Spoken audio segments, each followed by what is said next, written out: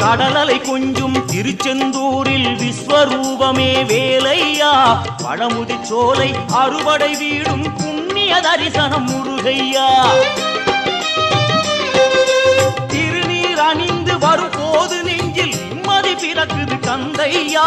சுகனே சிவனார் மகனே உன்னை பாட பாட சுகமாகுதையா வேல் முருகா அரோகரா அரோகரா வேல் முருகா